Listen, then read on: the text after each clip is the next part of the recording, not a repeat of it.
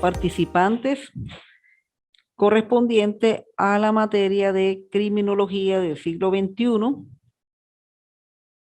de la especialización de criminalística, criminología y criminalística del IEPSI. El tema de la deontología y el código de ética pues ya viene con el aspecto de cómo se tiene que comportar, sobre todo a nivel de la investigación privada, a nivel del investigador privado, el investigador también que realiza la actividad de inteligencia policial, e igualmente con lo relacionado con el criminólogo cuando se actúa como detective privado. Es importante entender lo que es la ética profesional desde el punto de vista de el ejercicio de la actividad de inteligencia y de criminología en general. Bueno, aquí tenemos una definición en la cual, como lo dice la palabra ética, proviene del griego éticos, carácter. Se trata de el estudio moral y del accionar humano para promover los comportamientos desleales. Es decir, supone la elaboración de un juicio moral y una norma que señala cómo deberían actuar los integrantes de la sociedad. Desde el punto de vista profesional, se hace referencia a un conjunto de normas y valores que mejoran el desarrollo de las actividades profesionales. Es la encargada de determinar las pautas éticas que deben regir dentro del ambiente laboral. Y estas pautas pues están basadas en valores universales que poseen los seres humanos. Bueno, en todas las profesiones y muy especialmente en la profesión tanto del derecho como de la actividad de investigación, sea policial o bien sea privada, pues esas actividades tienen que estar basadas bajo una normativa que son llamados los códigos de ética profesional. En nuestra profesión los tenemos, en la cual cómo tenemos que comportarnos como abogados, cómo atender los casos, el estudio de los casos, nuestra responsabilidad con los clientes y eso, y también desde el punto de vista cuando se está realizando esa actividad en el ámbito profesional, por lo menos a nivel de los cuerpos de seguridad del Estado, cuando llevan a cabo la investigación profesional, la investigación policial, las investigaciones en el momento en el cual se inician los juicios penales,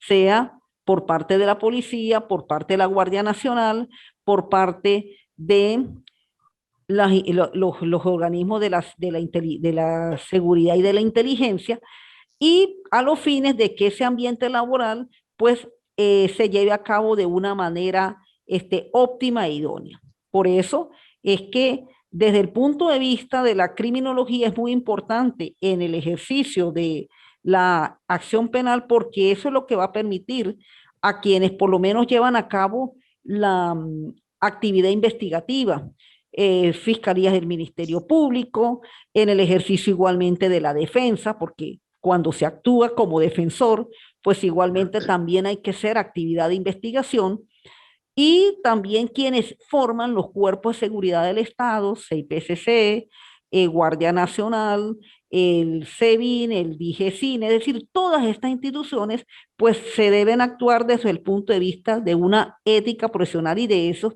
y de esas normas que precisamente estos códigos establecen. Por eso, desde el punto de vista de la criminología, pues la ética profesional y la normativa de la ética profesional va a estar muy vinculada.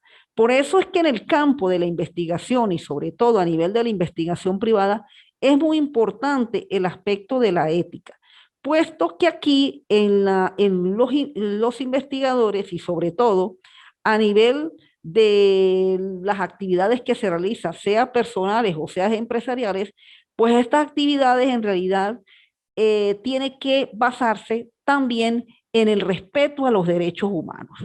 Nosotros tenemos que recordar, y quienes estamos dentro del ejercicio de la abogacía, en las diferentes ramas del derecho, pero en el caso de la rama penal, de que cuando llevamos a cabo nuestra actuación, sea como acusadores, bien sea a nivel público, que lo hace el Ministerio Público, o a nivel privado, dentro del abogado privado que puede también ser acusador. Y en el caso igualmente de la defensa, como defensor, de que al llevar a cabo la investigación por medio de los organismos policiales o también a través de personas especializadas para ello, el respeto a los derechos humanos, porque uno de los principios que tiene el derecho penal y sobre todo el derecho procesal penal es la garantía de los derechos humanos que precisamente dentro del proceso penal lo llevan a cabo los tribunales de control e igualmente también los tribunales de juicio. Entonces,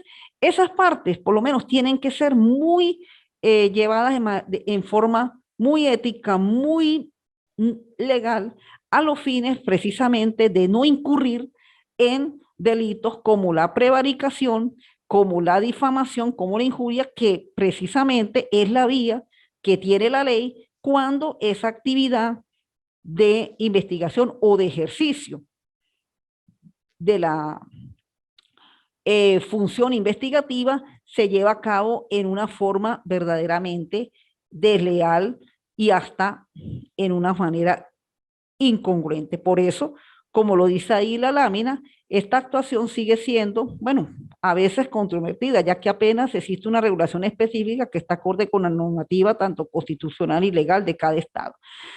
Sí, porque en este punto muchas veces ustedes se preguntarán, los participantes y también de que mayormente los estados pues manejan esa normativa a nivel de las instituciones públicas. Sí, los cuerpos de seguridad pues tenemos una cantidad de normas en la cual regulan lo relativo a la investigación, por lo menos en Venezuela, solamente en la propia Constitución Nacional ya tenemos en el tema relativo a la seguridad de la nación quiénes son los que la ejercen y naturalmente ellos tienen sus normas relacionadas a cómo tienen que realizar esa actividad. Es más, aquí tenemos el estatuto de la función policial en la investigación dictado por el presidente Chávez en la década de la primera década de este siglo. Pero existe ya una normativa, bueno, que se trata de regular las actividades, sobre todo cuando se ejerce a nivel privado, porque a nivel público, sí tenemos la normativa desde la propia Constitución, este decreto en la cual le estoy mencionando, desde el ejercicio de la función pública, de la investigación policial, de la función investigativa policial, pero a nivel privado, pues hay una norma del año 2019, dado la Gaceta 41.719, lo que contamos aquí en Venezuela, haciendo análisis del derecho comparado, pues en la República del Ecuador, y como ustedes lo tienen en su material de apoyo, sí ha habido como un trabajo desde unos 40 años atrás, donde pues se ha tratado de establecer la normativa para la actividad privada, porque si bien la actividad privada puede ser uno de los mecanismos por el cual sirve en nuestro trabajo como profesionales del derecho, de repente esa actividad privada pues hay que regularizarla porque lo que no se puede permitir es que esta actividad privada lesione o vamos a decir atente contra los derechos humanos, porque claro, si bien la investigación privada pues tiene que reunir cánones de la ética profesional, tiene que reunir la normativa, por lo menos si es en el caso del derecho penal, lo que tiene que ver con la parte de la criminología,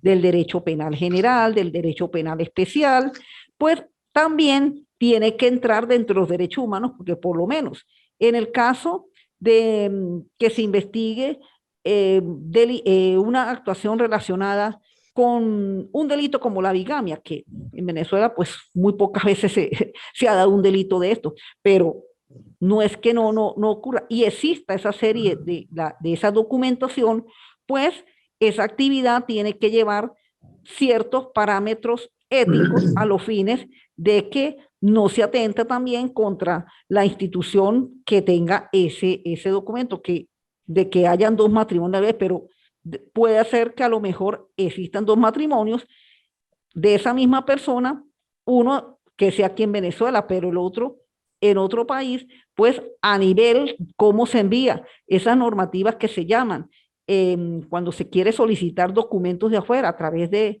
las figuras de la rogatoria, de los S4, de las rogatorias, para poder tener, y eso tiene que reunir una serie de normas para que no se atente, sobre todo con la actividad del funcionario que requiera ese documento. O sea, ahora ahí sería.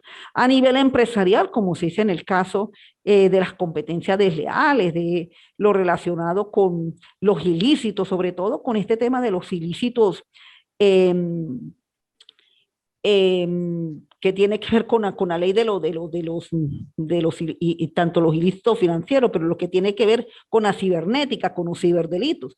Eso también es una parte donde hay que tener muy cuidado con la parte ética, porque no es solamente en la comisión del hecho punible relacionado con el ilícito cibernético, sino muchas veces quienes están a cargo dirigiendo esas instituciones, en el caso por lo menos de los bancos, cuando sucede esto, por lo menos esta vez, pues, bueno, sí, salió muy buena la negociación del BOD con el BNC, en el cual este último compró al BOD, pero muchas veces esas negociaciones se hacen a los fines de evitar y no volver a incurrir en esos ilícitos financieros, que fue lo que sucedió en la primera década de este siglo, y quienes recordamos el año 1994, pues de verdad esa situación al país le cayó bastante mal.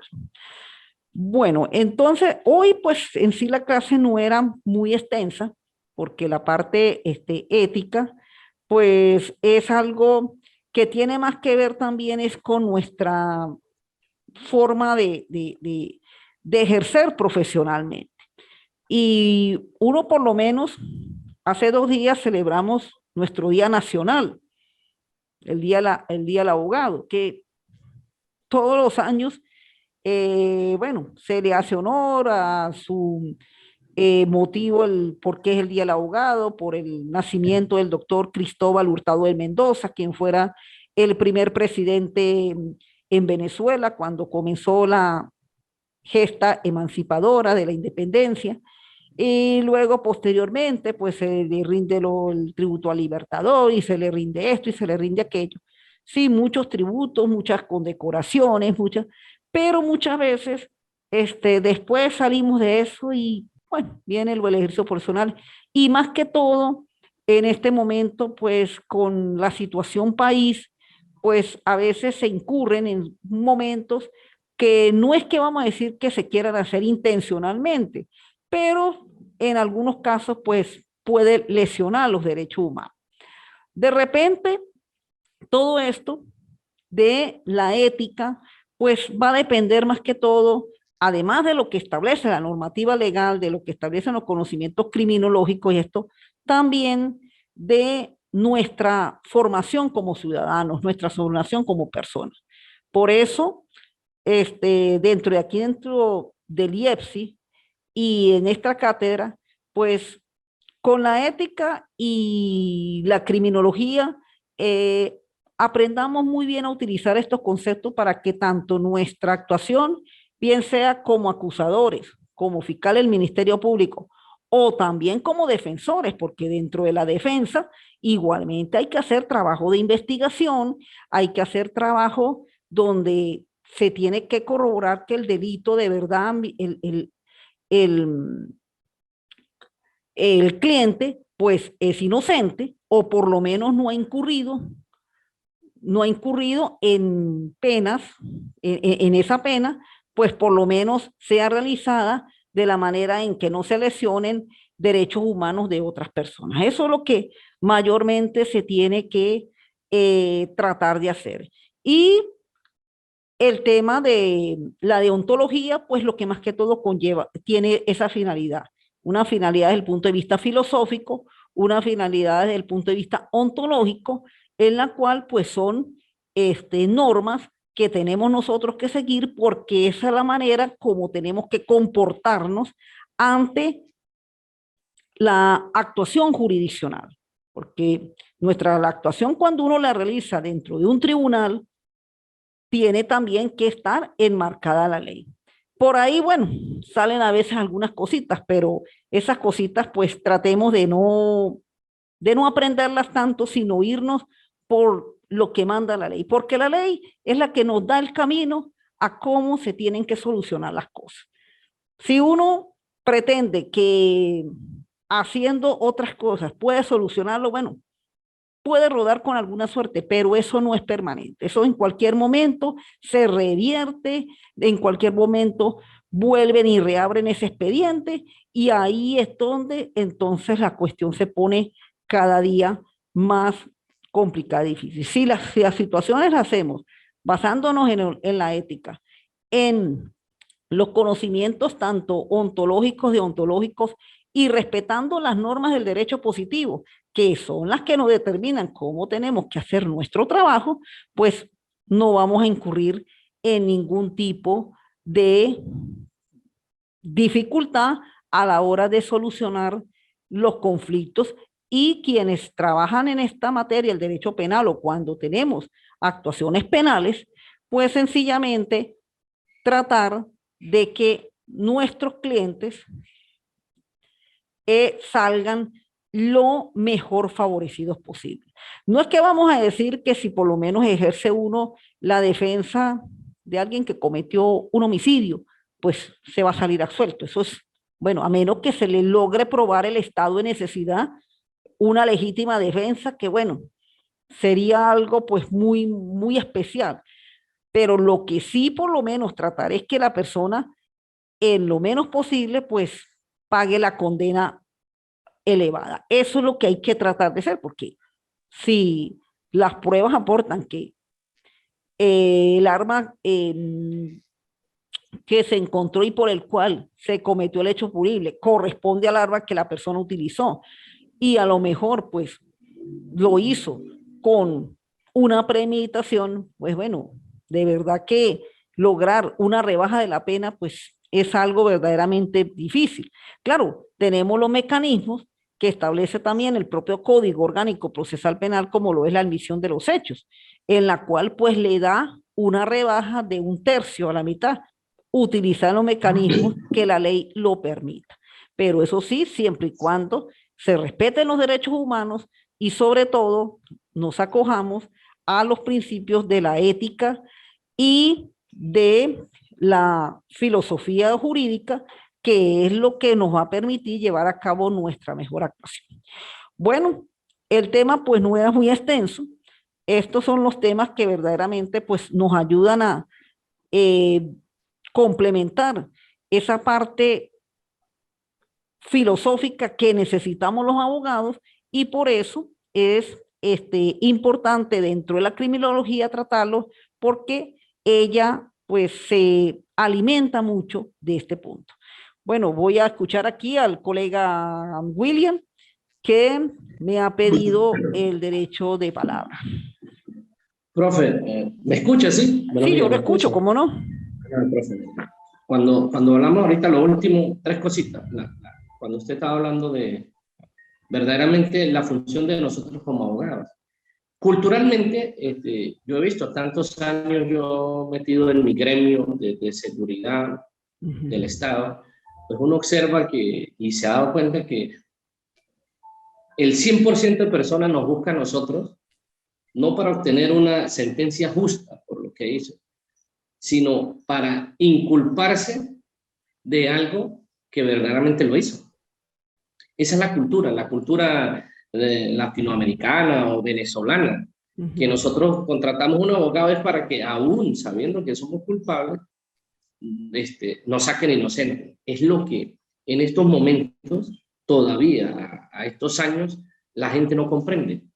Si no buscan es un abogado solamente para eso. O sea, yo quiero que usted me saque, más no dice si el problema es muy grave, homicidio, atraco, robo, y que tenga las pruebas que uno sabe, uno como abogado sabe que no es que no va a poder, sino que uno va a buscar esa sentencia justa. El cliente es el que no entiende eso.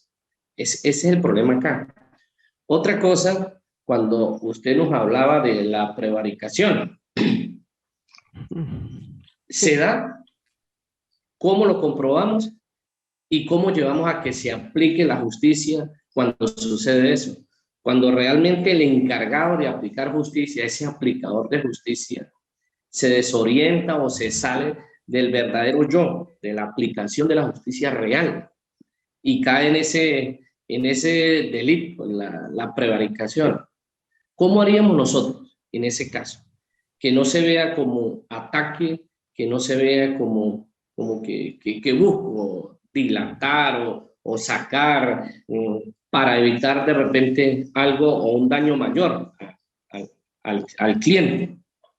Y con respecto a lo que son los investigadores privados, pues en tantos años yo de asistir a juicios, cuando ya se empezaron los juicios orales y públicos, pues el criminólogo sí se utiliza como ese experto, ¿no? Que es el que investiga, va investigando y va, bueno. Pero en realidad nuestra cultura también venezolana, no utilizamos mucho esa figura, a pesar de que aparece en Gaceta y que la formación puede ser por organismos de seguridad o una academia privada, pero en realidad no tiene esa preponderancia, no sé si es el término correcto para utilizar, el investigador. Entonces, es como no ser tomado en serio el investigador privado, que en muchos países, bueno, los países los que llamamos desarrollados, es la primera persona que uno busca antes de uno llegar a un juicio o a mostrar o a esgrimir unas pruebas para poder proceder en alguien. En otros países sí. Ahora, yo digo que estas tres cosas que yo le acabo de decir van más en lo cultural de nosotros como venezolanos, como latinoamericanos, que siempre queremos resolver las situaciones, algunas veces yéndonos por las ramas o por los caminos más cortos. No sé si me hice entenderlo todo lo que quise decir, No, profesora. bien. No, en eso, colega y amigo William, pues prácticamente casi que tiene la razón, ¿ve? Y precisamente en la materia anterior que di, porque me asignaron una materia nueva, también en otra especialización que tiene aquí la universidad, como lo es la ciudadanía y el orden público, pues hasta cierto punto hay hasta cierta relación de la una con la otra. Es que eso prácticamente es el proceso por el cual todavía nuestro país, Venezuela, vamos a referirnos a Venezuela, porque si también tocamos pues el mismo continente, pues como que también nos ha untado un poquito, pero en el caso de Venezuela, tenemos que seguir luchando por adquirir esa identidad en la cual nosotros como ciudadanos, como personas, y como individuos tenemos que vincularnos verdaderamente a cómo se debe tratar de que este Estado-nación funcione. Es decir, cómo construir lo que se llama la república. La república como persona, como ente institucional y como integrante de un planeta llamado la Tierra. ¿Ve?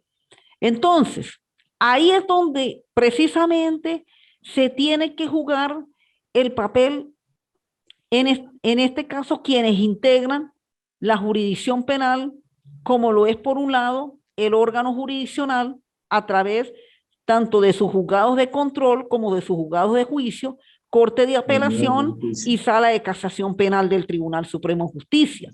Tenemos lo relacionado con el Ministerio Público y las Defensorías Públicas, que son elementos integrantes de la Administración de Justicia, y también en el caso, esos integrantes, los cuerpos de seguridad, que como usted más que ha estado dentro de ellos, pues eso es lo que ha sido durante muchos años en centros, muchas veces de complicidades, para poder llegar verdaderamente a que aquí se haga tanto una investigación objetiva imparcial y justa, y que esa investigación en realidad contribuya a que el proceso de la administración de justicia pues se lleve a cabo de una manera igualmente objetiva y justa, donde el, el juez como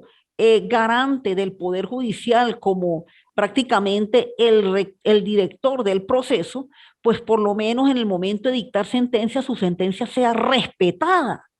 Porque es que hemos llegado muchas veces a situaciones donde su sentencia no es respetada, y para nadie es un secreto lo que le ocurrió a la doctora María de Lourdes Afiuni en el año 2010, producto de una sentencia. Entonces, sí, sí, esa situación que ocurrió, donde prácticamente hubo violación de derechos humanos en la figura de un juez, pues es lo que prácticamente ha impedido de que gran parte de la función judicial pues no se lleve a cabo de la manera como tiene que ser. Y sobre todo, como la República, pues hasta cierto modo, ha caído en situaciones de tener muchos detenidos sin llevar a cabo el proceso judicial respectivo. O sea, un proceso judicial en donde realmente esos procesados pues reciban la sentencia justa, de verdad las investigaciones se hagan en forma objetiva, imparcial, y no sencillamente donde ocurran revanchismo, donde ocurran situaciones de ajustes de cuentas, y ahí es donde se presenta toda esta situación. Entonces, profe, claro, es un proceso, es una especie en la cual, pues, esta sociedad, este país, tenemos que seguirnos educando. Esto no es de un tiempo corto. Esto pasará a la generación mía y pasará a la generación suya, amigo William, y el que se acaba de incorporar aquí, el amigo Emerson. Y seguiremos con eso porque es que todavía no, la sociedad venezolana y quienes formamos parte de este país, pues nos falta mucho para tratar de que de verdad las instituciones adquieran esa cualidad de instituciones donde haya el respeto, donde haya el orden, donde haya el apegamiento a la ley, y hasta cierto punto se le tema a la ley. Porque lo que sucede es que muchas veces no se le teme a la ley. Ah, no, yo hago con la ley lo que me da la gana, y entonces y todo queda bien. Ahí es donde está, todavía no se le teme a la ley.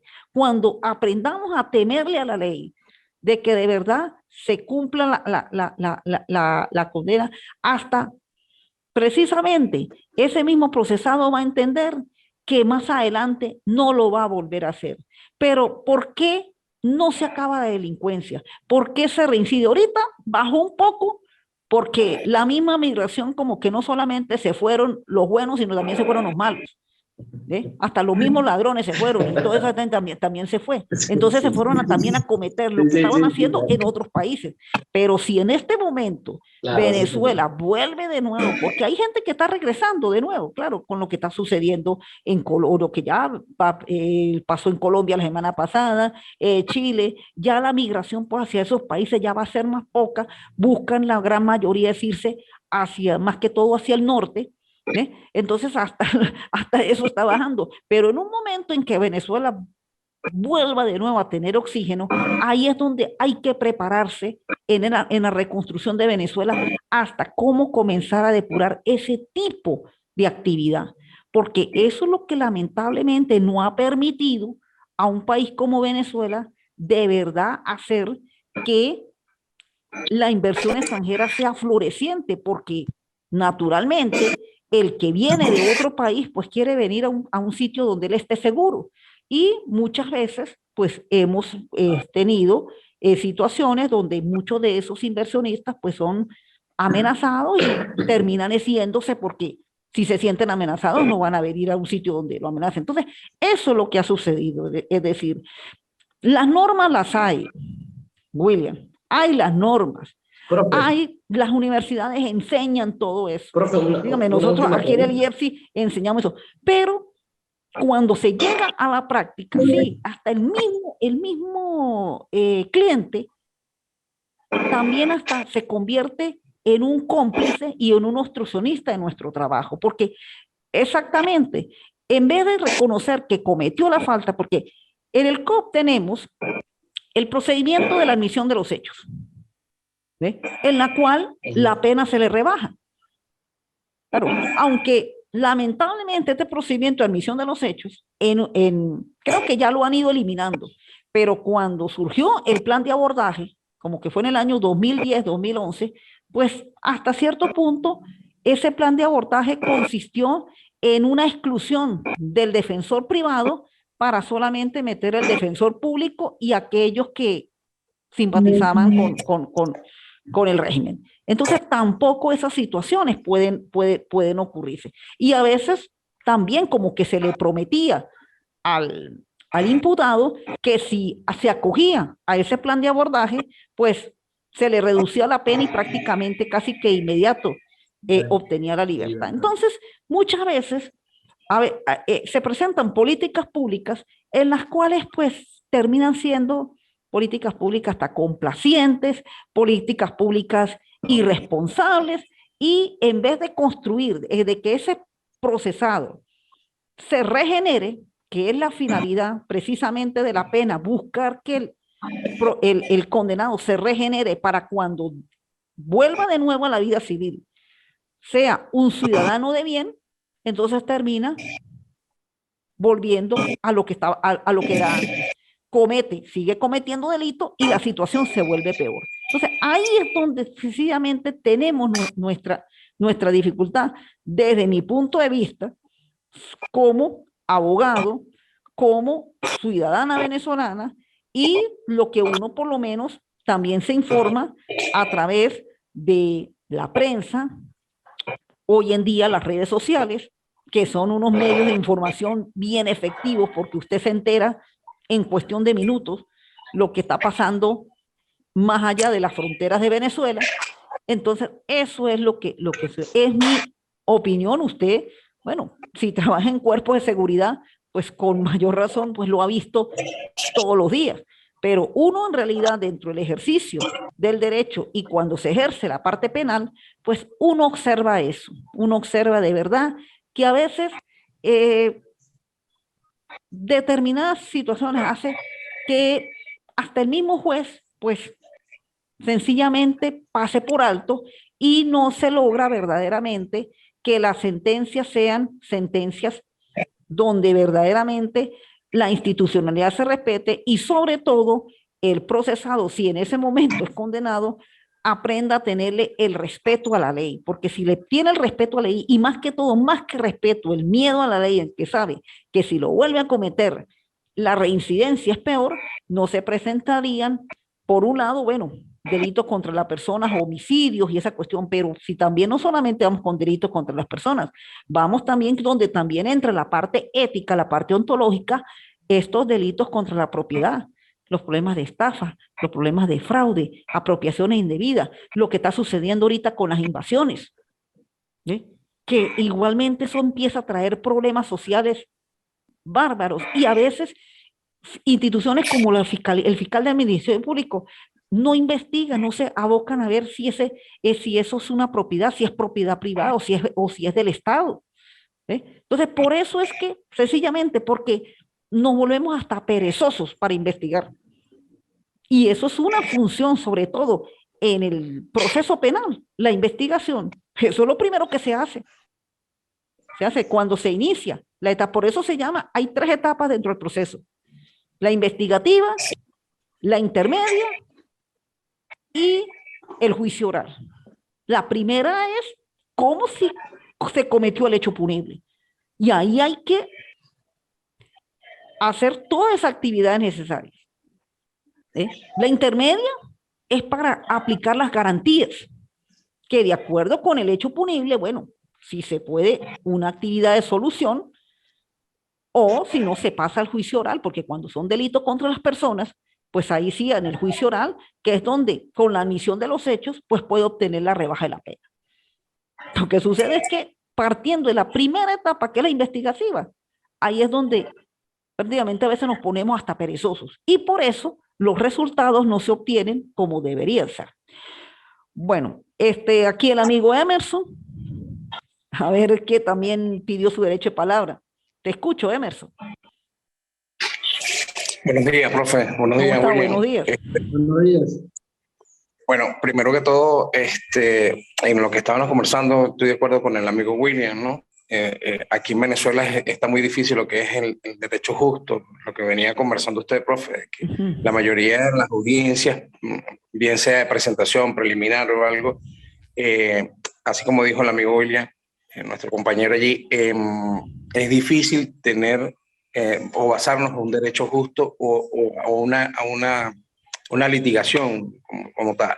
¿Por qué? Porque la mayoría de los jueces o fiscales se rigen actualmente, que no es un secreto para nadie, para nosotros, por medio de una orden, bien sea de Caracas, un fiscal superior, un magistrado, un juez, y entonces nosotros como defensores del derecho nos sentimos bastante reprimidos en defender a un imputado, bien culpable o inocente, porque si no tenemos la capacidad adquisitiva o nuestro cliente no tiene la capacidad adquisitiva para poder llegar a un acuerdo con esos jefes, pues mientras nosotros no tengamos cultura o no inculquemos cultura en la parte del derecho penal o civil o los mismos magistrados, los mismos jueces que están actualmente en el Estado venezolano, no vamos a poder canalizar ningún tipo de defensa o garantizar ningún tipo de defensa, bien sea culpable o inocente.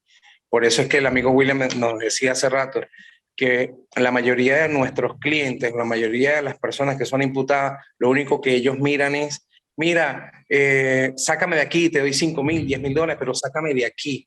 Pero es porque ellos ya saben que la justicia venezolana no cumple con su rol de garantizar el derecho justo. Bien. Bueno, William, Profe, que por ahí volví que otra vez estás pidiendo la sí. intervención. Profe, cuando usted nos habla, gracias, Emerson, cuando usted habla habló del caso de la jueza Fiuni, te hablaba de que no se respeta una sentencia. Ahí yo me voy al efecto suspensivo, ¿sí? O sea, en mi sano juicio, no como abogado, sino como persona común y silvestre, como dice mi mamá, común y silvestre, ¿cómo se pierde la autonomía del juez? Que el juez, el aplicador de Exacto. justicia, me dice a mí, eres inocente de toda culpa. Y que eso haga, que bueno, estoy en libertad, pero estoy preso, para hablarlo más a lo criollito. Exacto. Entonces, ¿Cómo no? ahí es donde yo parto de ese principio. O sea, y entonces, ¿qué pasa con la autonomía del aplicador de justicia? Si él en su sano juicio, en su derecho, en su inteligencia, en sus pruebas, entonces se da cuenta que la persona es inocente, ¿por qué utilizan esto? O sea, ya se ha utilizado o se utilizó más como por maña, profesora. Es como un ensañamiento, porque lo presencié muchas veces. Es como un ensañamiento y más cuando va aplicado esto a una situación de un efectivo militar, un efectivo policial, alguien de un organismo de seguridad. Es como mancillan primero a uno, ¿no? Y segundo, queda en tela de juicio que el aplicador de justicia. No sé realmente, tendría que sentarme a leer, como dice, de A a la Z bien lo que es eso y por qué lo hace o por qué está ahí. Nada está sin razón, profe. Eso lo sabemos todos, Exacto. que nada está hecho sin ninguna razón y sin ningún objetivo. Pero el objetivo de esto, para mí, a título personal, es hacer o buscar que el aplicador de justicia se sienta más reprimido, más cohibido, más, y de repente, disculpe el término tan despectivo que voy a utilizar, y no quiero que esto se salga de contexto, lo podría decir, es como llevarlos a que el juez sean fiscaleros. Y disculpa el término ese tan, Sí, tiene, ¿cómo no? que lo Entiendo, utilizan amigo mucho. William, exactamente. Sí, entonces es grave y apoyo lo que dice Emerson. Es grave que lleguemos y a la medida que van pasando los tiempos, que decimos que somos un país que vamos en progreso y en aras de ser un país desarrollado, pero entonces vamos como involucionando. O sea, en vez de traspolar cosas buenas y cosas que son aplicables verdaderamente de otras partes hacia nosotros y adaptarla a nuestra cultura, a nuestra idiosincrasia, a nuestra manera de vivir, de convivir, entonces como que vamos para atrás, de para atrás. Entonces ahí sí yo le digo una cosa, no estoy de acuerdo, nunca estuve de acuerdo con eso, porque ustedes como jueces, y cuando aplican justicia y dicen, tú eres culpable, bueno, no hay razón que valga. Tú eres inocente, bueno, no debe existir razón que valga, porque ustedes son los que aplican la justicia. Están ahí para eso, para escuchar el pro, el contra, lo que yo digo, el que me acusa, el que me defiende. Pero entonces llegamos y es tan fácil, es como esa salida rápida, ¿no? Bueno, el efecto suspensivo y listo. Y el juez se queda, como se dice, a sabiendas de que ya le van a pedir eso, pues busca otros canales para poder de que no le pida eso a un fiscal. Es el último pedacito que quería aclarar sobre eso, aportar, perdón. No, y que precisamente es muy interesante las dos intervenciones, porque es que realmente ahí es donde está, de que hay que hacer esfuerzos, y estos son trabajos de perseverancia, en que los criterios de la ética, de la deontología jurídica, de la filosofía del derecho, también formen parte dentro de nuestra actuación profesional. Estemos en el nivel que estemos. Si vemos la norma del 253 de la Constitución, quienes estamos dentro de la Administración de Justicia somos varios. Desde la misma sociedad civil también forma parte de la Administración de Justicia, pero quienes contribuimos con la sociedad civil para que se dé ella, pues ahí tenemos, bueno, magistrados del Tribunal Supremo, fiscal general, los cuerpos de seguridad, eh, la Defensoría Pública y los últimos somos nosotros, los abogados. Pues, ¿qué tenemos que hacer nosotros? Sencillamente, seguir con la lucha, seguir perseverando, seguir aplicando la ley, que algún día alguien nos la va a tener que escuchar. Sí, como usted lo dice, William, por lo menos el juez, hay que rescatar la verdadera autonomía del Poder Judicial. Porque no es porque Sí, lo diga la señor. Constitución, sino que eso tiene que verse en la práctica, que Debe verdaderamente ser. un juez sea, en realidad, su decisión se respeta. ¿Eh? Eso es así, su decisión se respeta. Gústele Sí, a quien le señor. guste. Si él, bueno, para eso, esto es una nación soberana, pero la soberanía no es solamente para ir a votar solamente, no, la soberanía es para ejercerla en todas las instituciones y una de ellas es el Poder Judicial como tiene que ser el Poder Judicial. Ojalá algún día y cuando, bueno, no sé los años que seguiré, hasta ahorita tengo los primeros 30 años como abogado. Espero tener otro poco de años más. Amén. Pero algún día quisiera que ya por fin el Poder Judicial dejara de ser el patito feo. Porque en 30 años han habido sus cosas, que algún día dejara de ser el patito feo. Porque esta situación en la cual en realidad se haga la justicia y se aplique el Estado de Derecho y Venezuela, que es un Estado social democrático de derecho y de justicia, tiene que de verdad verse y materializarse. Porque cualquiera de ustedes puede aspirar a ser juez, pero precisamente el juez no está cumpliendo su función porque ya aquí hubo un precedente y no fue un precedente de hace 50 años, no, ese precedente ocurrió en este siglo, un siglo que es el llamado siglo de la tecnología, el siglo donde la persona debe tener la mejor forma de vida. Y sin embargo nos hemos encontrado con situaciones donde, bueno, en nuestro país, con toda esta polarización y esta cuestión, está llevando a que el mundo observe a Venezuela. Y una de las instituciones que tiene que observar es el Poder Judicial, para que por lo menos vuelva el país a tener confianza, no solamente entre los que vivimos aquí, sino que este país muestre confianza hacia la comunidad internacional, que es la que lo observa, porque eso se observa. Y en segundo lugar, pues por lo menos también de que si alguno de ustedes llega juez, que su trabajo sea verdaderamente satisfactorio y no vivir bajo amenaza.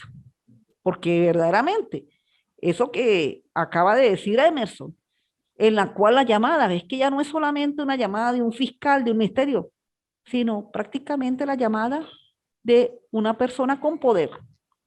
Y esa persona por poder puede ser cualquiera, para no decir quiénes son.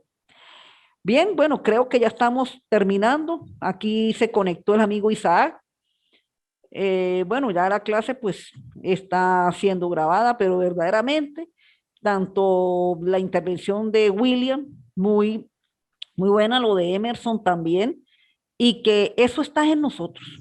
En nosotros es donde está con nuestro trabajo, con nuestro conocimiento, con nuestra preparación, porque eso sí, con nuestra preparación de que algún día el Poder Judicial le demos un vuelco, deje de ser el patito feo y sea de verdad uno de los tres poderes que dentro de un Estado de Derecho sea modelo para la conducción institucional de nuestra Venezuela. Bueno, no sé el amigo Emerson si querrá decir alguna otra opinión, porque ya el tiempo se nos está terminando, que veo la manita levantada. No, bueno, profe, sí, gracias de verdad por esta oportunidad y pues, de verdad gracias, William y Sara, gracias por ser parte de este gran cambio, de darnos esta oportunidad, ¿no? Y excelente, profe, excelente enseñanza de su parte. Gracias por esa enseñanza, gracias por inspirarnos en ese conocimiento cada día. Bien, ¿no? Y también el apoyo que nos brinda el IEPSI y en la memoria de quien fuera su rector fundador, el doctor Javier Méndez, porque todos estos programas de verdad sean para la construcción de Venezuela. Bueno, muchas gracias. Profe, Y a ver, profe, ajá, profe, agradecido porque pocos abogados, uno que está recibiendo enseñanza, ¿no? Buscan esa justicia en enseñar, en decirle como usted tan así, tan sencillo nos dice, mire, lo estamos haciendo mal. Qué difícil, y más cuando se graba una clase o algo, por eso yo de antemano dije que no sea mal interpretado lo que yo voy a decir, porque todos, aunque parece mentira, todos, ni abogados, ni los jueces, ni fiscales, en un momento dado están preparados para de repente escuchar de alguien que diga, lo estamos haciendo mal y queremos hacerlo bien. Y algunas veces, bueno, como yo le digo a mis compañeros, le digo, acá hay más gente buena que mala, pero algunas veces los buenos pasamos a ser malos y los malos pasan a ser buenos. bueno, el Confío, famoso confío en pensamiento, esa Venezuela, confío en educadores como usted, muchas gracias. confío en mí mismo, en que buscaremos de una y mil maneras, pero siempre de la forma sana, en que se haga justicia verdadera en lo que hay que hacer justicia. Así de sencillo. Bien, bueno, muchas gracias a los participantes, igualmente a los Buen integrantes del día. grupo. Ya por lo menos, bueno, como les dije, y ya con esto termino, lo que fue la primera y la segunda actividad, hice una prórroga hasta hoy, a ver si, ¿cómo está, amigo? A ver si por lo menos se ponen al día. Bueno, revisaré la tercera y la cuarta, si es necesario una prórroga, pero eso sí, creo que ya más tardar el 7 de julio, yo estaré pues entregando notas por prórroga que se dio debido a la actividad que no se realizó la semana pasada. Entonces, para que ya tengan su calificación definitiva y se apruebe la materia con el puntaje permitido. Bueno, primeramente, pues muchas gracias y nos vemos en otra oportunidad. Hasta luego.